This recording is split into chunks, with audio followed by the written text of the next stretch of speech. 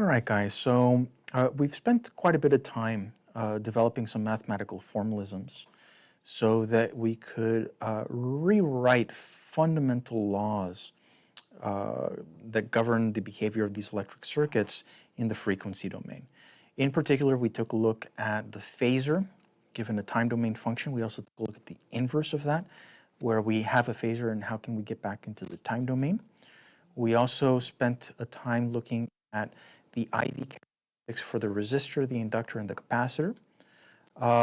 There's one last thing to do, and it's to take a look at Kirchhoff's laws, take a look at how they transform into the analogous laws in the phasor domain, in the frequency domain.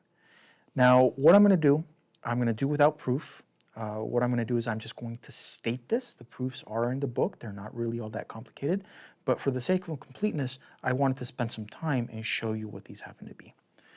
So here this is Kirchhoff's laws.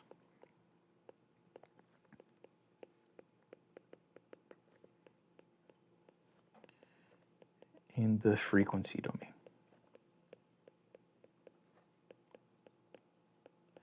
In other words, rewritten as phasors.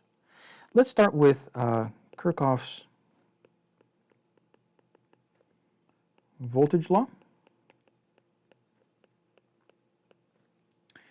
So remember that Kirchhoff's voltage law, KVL, tells us that if you take a look at any one node, and this is in the time domain, that if you add up all of the voltages in the time domain at a given node, those voltages must add up to 0. In other words, if I take my voltage V1 plus V2 plus V3 plus, suppose that there are n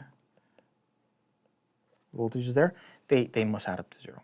Now, again, this is in the time domain.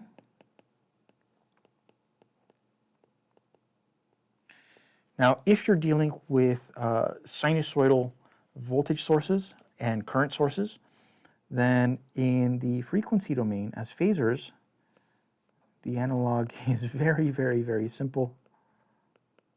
It takes on exactly the same mathematical form. Around any given loop, you add up the phasor voltages, and those phasor voltages must add up to 0. So this is important enough to box, and this is in the frequency domain.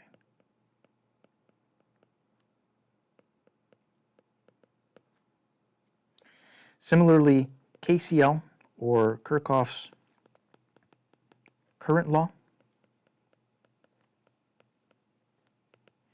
And again, I state this without proof.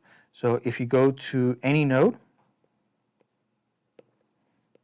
and you add up all of the currents at that node, suppose that there are n branches there, then according to KCL in the time domain, if you add up all of those currents, they must add up to 0. Keep in mind that these currents, depending on whether they're entering the node or exiting the node, they might end up with a negative or positive sign, respectively. So this is the time domain version of KCL. And in the frequency domain, it can be very easily shown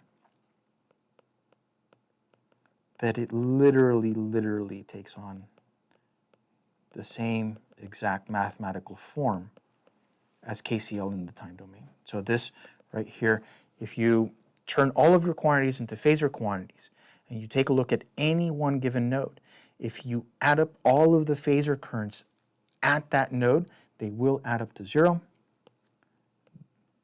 This is the important result that we wanted to get to. This is KCL in the frequency domain. Now, because we have the IV characteristics for the resistor, the inductor, and the capacitor, KVL and KCL take on the same mathematical form, we automatically inherit all of the techniques of circuit analysis discussed in Chapter 3 and in Chapter 4. They have the same analogs in the frequency domain as they had in the time domain. And we'll talk more about that in the next coming sections.